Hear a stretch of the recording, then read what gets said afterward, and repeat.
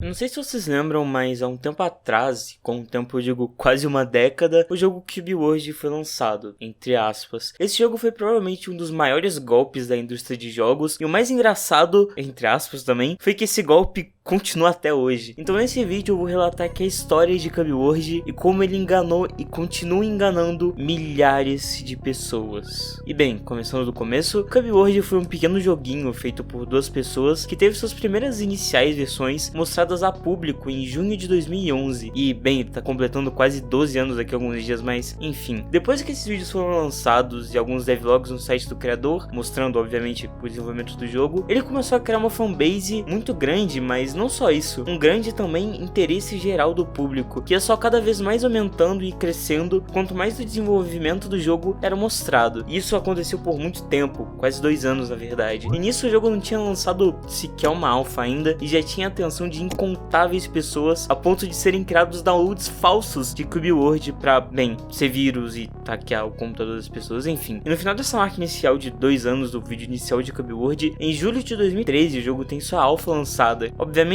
não de graça, mas sim paga, você tendo que comprar uma alpha de um jogo. Estranho, mas tá, entendível. Mas o lançamento dessa alpha não foi anunciado em nenhum lugar, muito pelo contrário. Na verdade demorou muito tempo até descobrirem isso, e quando descobriram, o jogo que tinha ganhado bastante atenção só ganhou mais e mais, com agora youtubers falando mais e fazendo vídeo sobre ele. E eu mesmo lembro de mim, criancinha, vendo um vídeo do Venom Extreme desse jogo e logo mais tentando piratear ele, o que não deu certo porque eu era idiota. Voltando na história, só tinha um problema aí, que foi que por muitos dias a loja do jogo ficou simplesmente inusável por 3 motivos. Primeiro, que era a superlotação, porque todo mundo queria comprar esse jogo. A segunda, sendo que aconteceu um ataque ao servidor onde hackers mandaram diversos computadores, entre aspas, para esse site, fazendo ele ficar superlotado. E vendo isso tudo, o criador do Cube World acabou fechando a loja por um tempo para só reabrir ela depois. E obviamente isso tudo afetou o Wolfman, que é o criador do jogo. Isso vai ser um ponto bem importante a ser entendido daqui a algum tempo. E de resto, o jogo tava muito bom na verdade, e a recepção dele foi extremamente positiva. Obviamente ele tava na alpha e faltava muita coisa ainda, mas mesmo assim, comparando a jogos que estavam em alpha também, ele tava extremamente completo. Isso fez a alpha dele ser completamente louvada pela fanbase do jogo, que nessa época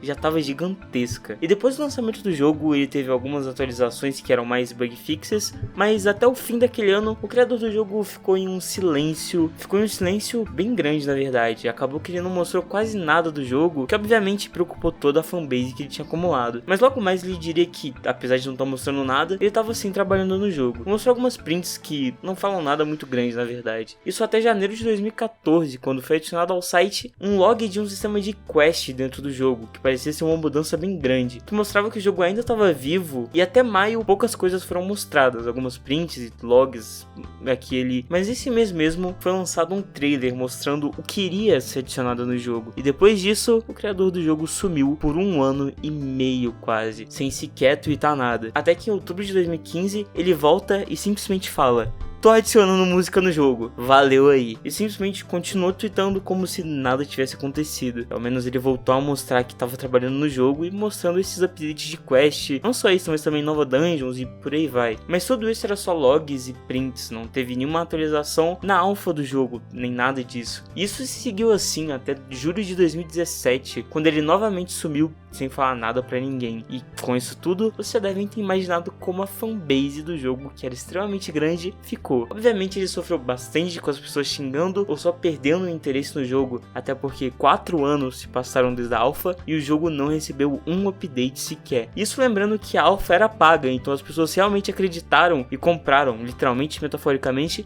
a ideia do jogo. E toda essa revolta era completamente entendível na verdade. E depois desse último tweet, ele simplesmente ficou mais 2 anos sem sequer dar uma notícia do jogo. Até que em janeiro de 2019 chega e novamente do nada é tweetado novas screenshots de Cube World chegando. E junto disso ele postou mais 3 tweets falando sobre atualizações do jogo e novamente sumiu por 6 meses. E depois ele voltou a tweetar mais frequentemente sobre o jogo, que por mais que mostrasse que o jogo estava vivo, a esse ponto tinham se passado quase 8 anos de início dele. E pelas frequentes sumidas sem explicação, muitas pessoas sequer tinham mais fé que esse esse jogo ia ser terminado. Então você já deve ter uma ideia do que aconteceu, né? E logo mais o criador do jogo publicou pela primeira e única vez, eu acho, uma nota sobre as frequentes pausas e sumidas dele. E resumindo ela, na nota é dito que o jogo era o projeto de vida dele e que o sonho dele desde a sua infância era ser um desenvolvedor de jogos. E nisso ele explica que os ataques dos hackers traumatizou ele de certa forma e que ele estava lidando com muita ansiedade e depressão na época, e também as redes sociais não ajudaram em nada, obviamente. Com isso ele só decidiu sair delas, e depois disso ele explica mais sobre a situação do jogo e dos updates. Ele fala que estava receoso em lançar um update porque ele tinha medo das pessoas não gostarem, e isso juntamente ao perfeccionismo que ele tem só piorou toda a situação. Isso fez ele refazer o jogo do zero diversas vezes, e a versão que ele ia lançar novamente ia ser basicamente um Cube World 2.0. E com isso, o lado dele é extremamente entendível, na verdade. E foi muito bom ele ter falado isso ao público, mas o problema é que, vendo toda essa situação a esse ponto, o desenvolvimento do jogo virou basicamente uma espiral que só vai pra baixo. Porque quanto mais ele prometia, mais ele se afundava. Isso foi um problema gigantesco pra ele, que tava fazendo esse jogo só com 2 pessoas. E logo depois da nota de setembro de 2019, ele anuncia que Cube World estaria sendo lançado na Steam, e que todo mundo que comprou a alpha iria ganhar uma key do jogo. E tendo tudo isso em vista, o trailer do jogo foi lançado e logo mais o jogo. Depois de quase 10 anos, Cube World podia ser jogado finalmente. Mas tem um pequeno problema nessa questão, que o jogo tava meio diferente de uma forma ruim. Muitas features extremamente importantes foram mudadas, como principalmente o sistema de level up do jogo, que agora era trancado para cada região, que obviamente ruim e limita a experiência do jogador. E ele acabou tirando o foco de batalhar contra os monstros que te dava XP para virar algo mais aventuresco, para coletar artefatos e focar mais na exploração do jogo, o que não agradou as pessoas, é claro. E até foi feita uma lista falando sobre o que faltava no jogo com base no que foi falado e mostrado nas prints e vídeos. E